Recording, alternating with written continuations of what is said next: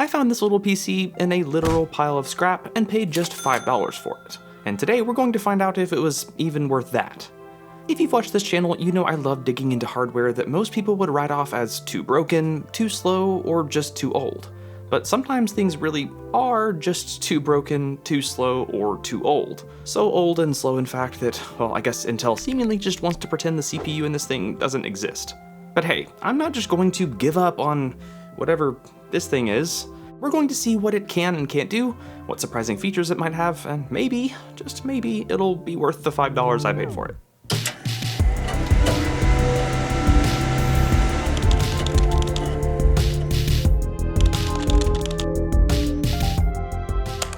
At face value, a system like this probably doesn't seem all that useful. Something that I found to be really useful though is this. This is the Nexode 165-watt retractable power bank from this video's sponsor, UGREEN.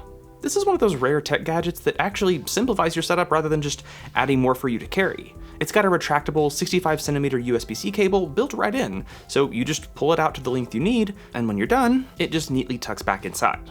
This has become my go-to for keeping my laptop charged on the go because I don't have to worry about bringing along extra cables. But if you do want to bring more cables, it's ready for that too. It's got another USB-C port as well as a USB-A port, and can output up to 165 watts total when using both USB-C ports. That's enough to fast charge 3 devices at the same time. Plus, the single USB-C port can push up to 100 watts on its own, which is enough to charge a 14-inch MacBook Pro to over 50% in just 30 minutes. I also just dropped it into a 2x4, so it's pretty sturdy. There's also a little display that shows power levels and real-time output that's kind of like a stats for nerds, but for your charger. And if you like the idea of a retractable cord but don't necessarily need a battery bank, UGREEN also makes a 65-watt retractable wall charger that follows the same design. Right now you can get up to 40% off on UGREEN's Prime Day deals, so make sure to check out the links down in the description below. Last week, I posted a behind-the-scenes video for Raid members where I took a trip to a local IT recycling place, and I ended up coming home with a handful of items. One of them was this little Asus EeeBox. When I found this in a pile of beat-up thin clients on the floor, I had no idea what it was, which is exactly why I had to have it. I was able to test it out in the store, and while it powered on, it wouldn't post. I told the guy running the place that I'd still pay like $5 for it, to which he agreed, and when I got back home, I discovered that it was just missing RAM. However, it needed DDR2 SODIMMs, which I don't think I've ever owned, so I ordered a 4GB kit to hopefully get this up and running, and well, that pretty much catches you up to where we are today. This Asus EeeBox EB1007 was part of Asus's E lineup, which originally consisted of low-powered netbooks. After some success, Asus expanded the lineup to also include nettops, or what we would now just call mini PCs. According to an article from Liliputing, the EB1007 was released in 2010 and originally came pre-installed with Windows XP. That should probably be enough to establish just how old this thing is, but just in case you need more evidence, well, it seems like the images on B&H's website have sat on their servers for so long that they've suffered from bit rot or something. And I had to use the Internet Archive's Wayback Machine just to find the official specs for the Intel Atom D410 inside. The Atom D410 is a single-core CPU from Intel's Pine Trail lineup, but it at least supports hyperthreading for a total of 2 threads. It has a clock frequency of just 1.66 GHz, only 512 kilobytes of L2 cache, and supports up to 4 GB of DDR2, but only in single channel. With a 15-year-old single-core CPU, clearly this PC isn't going to be very useful for most modern workloads, but to even try and see if it was capable of anything, I needed to make sure it worked. In the previous video, I had gotten one of the side panels off to reveal the RAM sockets, so I tried adding in a single 2GB stick. I think it might have been due to just how dusty the sockets were, but the machine was a bit finicky. I ended up having to try out both sticks in different sockets to eventually get it to post. However, after a few more attempts, I managed to get it to post with both sticks for a full 4GB. So yeah, it seemed like it was working just fine, but what all can it do? Well, first, let's take a look at the I/O, which is a little bit odd. My system didn't come with it, but originally the EeeBox included this cool little stand that sort of propped up the system at an angle, and because of this positioning, there's actually stuff to point out on 4 different sides. On the front, there's the power button, an SD card reader, 3 USB 2.0 ports, and a pair of audio jacks. On the top, you get another USB 2 port as well as an eSATA port. Now there aren't any ports on the bottom, but there is this removable 2.5-inch SATA drive bay. On the back, there's a headphone jack, VGA output, 2 more USB 2 ports, a DC jack for power, and what's left of a Wi-Fi antenna. There's also a gigabit Ethernet jack, which, well, it's just a bit funny that on a system that's so old it lacks HDMI or DisplayPort or even just USB 3, we still manage to have the modern standard when it comes to networking. The outside wasn't too thrilling, but to see if there was anything on the inside that was more exciting, I attempted to crack it open. The enclosure is actually pretty weird, with this cheap plastic shell surrounding a metal, essentially inner chassis. Getting that metal casing off required removing a ton of screws, so I guess the whole adage of "they don't build them like they used to" doesn't always apply. After taking apart what felt like a puzzle, I eventually got all the way down to just the motherboard, but sadly it wasn't all that exciting. There was the SATA port for the aforementioned drive bay, and then a mini PCIe slot for a Wi-Fi card, and that was pretty much it. I removed the heatsink for the CPU and chipset to check the thermal paste, but it used thermal pads instead, so I just left them as is. I dusted everything out and tried to clean things up a bit, but the plastic panels were just in such bad shape that it didn't feel worth it to try and fix how this thing looked. And since a bunch of the plastic had just cracked and fallen off during assembly, I just stuck to that inner metal case for most of my testing. Now, on most systems, I install Windows to run a few benchmarks, but I also use it to see how a system can handle sort of the worst-case scenario when it comes to basic desktop usage. Considering that this originally launched with Windows XP, though, I assumed that probably wasn't a good idea. Realistically, with how much basic desktop usage revolves around web browsing these days, I had a feeling the system just wouldn't be up for the task, but it might still be able to handle some lightweight home server duties, so I opted to start out with just a plain install of Debian 12. For this, I installed a 1TB SATA SSD into that little 2.5-inch bay. I had no issues with the install, and with an operating system up and running, I could finally start to get an idea of what this EeeBox might be capable of. First, I ran PowerTop AutoTune, and then the Auto ASPM script to see just how low the idle power draw might be able to go. 14 watts isn't terrible, but it's nowhere close to what some even not-so-modern systems are capable of. The CPU performance wasn't as bad as I expected, though. It was worse. In Geekbench 6, it managed single and multi-core scores of just 80 and 115 respectively. I recently covered this Zotac ZBox with an N3160, where I found that the CPU performance was pretty underwhelming, but when compared to the D410, well, it looks pretty good. Oh, and remember that system I showed a second ago that was only drawing like 3 watts at idle? That was this Chromebox with an 8th gen i3 that, well, it looks like it could handle some AAA gaming in comparison.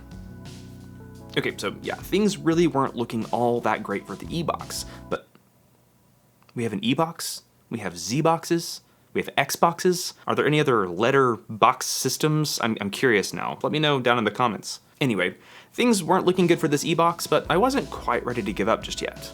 I still had hope that this might be able to handle something fairly lightweight but still useful, like Home Assistant. I tried installing the Home Assistant operating system onto a different SSD, but quickly realized that wouldn't work since Home Assistant OS requires UEFI support. So I hopped back into Debian so that I could go the Docker container route. I installed Docker and spun up a Home Assistant container, which took quite some time, but eventually it finished extracting the image and the container was up and running. Now, even with all the weird systems I've covered on this channel, I've never actually had something fail at handling basic tasks in Home Assistant, like setting up and managing devices or running automations.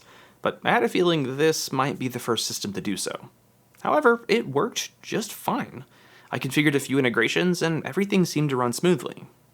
Now, I don't imagine you'd be able to do anything crazy or run a bunch of other containers concurrently, and also it was drawing like 17 watts when just running the Home Assistant container, but still, it was technically getting the job done.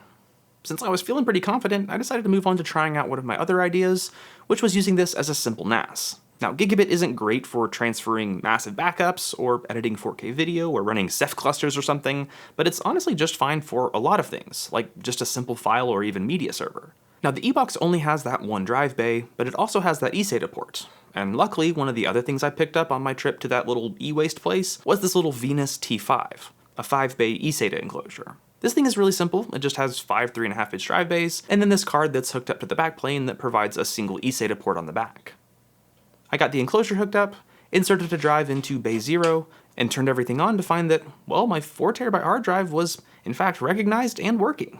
However, that excitement was short-lived because, well, when I plugged in a second drive, that one didn't show up. Now, I'm not an expert, so this explanation might not be perfect, but here's what I think happened. For the enclosure to work in a JBOD configuration, or where all 5 drives show up individually, the SATA controller on the host system needs to support port multiplication. Unfortunately, the ICH7 controller in this EeeBox doesn't, so it only recognized a single drive. One potential workaround here would be if the enclosure itself could handle the RAID configuration. That way, the controller on the EeeBox would just see a single logical device, regardless of how many actual drives were inside. My T5 unit does support a few different RAID options, but I didn't have a way to actually configure it. Unlike a slightly different model of the T5 that has dip switches to configure the array, mine doesn't have any physical controls. Instead, it relies on software that I doubt you can find anymore. I actually tried by going to this link that was in the footnotes of the datasheet, but yeah, that doesn't have a valid cert, so yeah. If you still wanted to use this as a NAS but didn't have an enclosure, technically another way to add drives would be to use the mini PCIe slot. I confirmed with this mini PCIe to M.2 adapter, and then with an M.2 to SATA adapter, that this does in fact support PCIe, but it's just a single lane of PCIe Gen 1. Bandwidth-wise, that would be fine for a couple of hard drives, but you'll probably struggle to fit any adapters into the case, plus there aren't any extra SATA power connections, and the EeeBox uses a 19-volt power supply, so finding a way to actually power the drives would be tricky. In the end, I just mounted that single drive from the eSATA enclosure, and set up a share using Samba, which worked totally fine. But if I somehow had found a different enclosure that had physical controls for building the RAID array, it seems like this actually might have worked as a usable, albeit very janky, NAS solution. I really wanted to see if there was anything that this might be usable for outside of just very basic home server stuff, and well, I could really only think of one other thing. Now I know I said I wouldn't really consider this as a desktop machine, but based on the Geekbench results, it seemed fair to say that the system was at least better than a Raspberry Pi 2 or maybe similar to a Raspberry Pi 3. That's not much of a compliment, sure, but the Raspberry Pi was originally developed to be an affordable PC to promote computer education, especially to kids. I have a toddler who's already very interested in computers, and I know it's only going to be a few years before he'll want a computer of his own. Until he's a bit older, I don't really want him browsing the web though, so maybe a simple little desktop, similar to a Raspberry Pi, might be a good option. There are tons of lightweight distros out there that might have been a better option, but I decided to stick with the Raspberry Pi vibe and installed Raspberry Pi Desktop. It took probably half an hour for it to boot for the first time and then install the updates, but after that, I got into the desktop environment. Now, just to prove myself correct, I gave Chromium a shot, and, well, you can see just how well that went. Other applications mostly worked just fine, though. Things I would actually want my kid to mess around with, like text editors, educational tools, and simple 2D games, actually worked pretty well. Video playback was one area where the EeeBox really struggled, though. Older formats and resolutions worked just fine, but even moving up to 1080p H.264 just absolutely wrecked the poor little guy. While this might work okay for a kid's first desktop, it's hard to imagine you couldn't find something that's just, well, a little bit better. I really hate writing off older systems as useless, but at a certain point, the limits of older platforms just reach a tipping point. That being said, the system still managed to handle something simple like a Home Assistant container. Now, I know what a ton of you are thinking right now. Sure, this thing works, but it's also drawing a lot more power. You could use something like a modern mini PC or Raspberry Pi to run Home Assistant and save money thanks to the better efficiency. And yeah, there is some truth to that, but you also have to factor in that I picked up this little EeeBox for just $5. If we use this handy Excel calculator from Wolfgang's channel, we can compare the total cost of running this EeeBox to something like a Raspberry Pi. The initial cost for the EeeBox was just $5, and it looks like right now I could buy a Raspberry Pi 4 for around $50. And yes, I know Pi 5s exist, I just already have power draw numbers for my Raspberry Pi 4, and the Pi 5 is probably overkill for just running something like Home Assistant. The EeeBox was drawing 17 watts, and I know the Pi would draw around 3 watts. They'd both be running 24/7, and for me, power costs around 12 cents per kilowatt hour. Using these numbers, it would take well over 3 years of running the EeeBox before the total cost of ownership would be greater than if I just bought a Raspberry Pi 4. Now, if we bump up the electricity cost to something like 30 cents per kilowatt hour, things look quite a bit different. The break-even point is now around the 15-month mark, and at 3 years of running the Raspberry Pi, we would have saved enough money to buy a second Raspberry Pi. Now, I guess technically I did have to buy RAM and an SSD for this system, so if we add that cost in, things don't look so great, but assuming you were to just find one of these in working condition, it might actually be worth considering. So all in all, is this EeeBox good in 2025? No, absolutely not at all. It's slower than anything I've tested on this channel, it doesn't support some modern operating systems, it has limited options for upgrades and expandability, it's really not efficient at all, and it's quite literally falling apart. I'm sure back when it was new, this EeeBox worked just fine, but in the modern era, you might as well call it the EekBox, because it's bad. That being said, I don't think it qualifies as useless. If you find one of these in a scrap pile and you don't have many other affordable options, and power is cheap where you live, it technically could work just fine for some basic home server tasks. I had fun checking out this little relic, and I feel like my time with it was well worth the $5. And hopefully for you, this video was worth watching. And if you enjoyed it, maybe consider liking and subscribing to see more videos. I actually have some fun videos lined up that I think you guys might enjoy. That's about it for this one though, so as always, thank you guys so much for watching, stay curious, and I really can't wait to see you in the next one. After some success, ASUS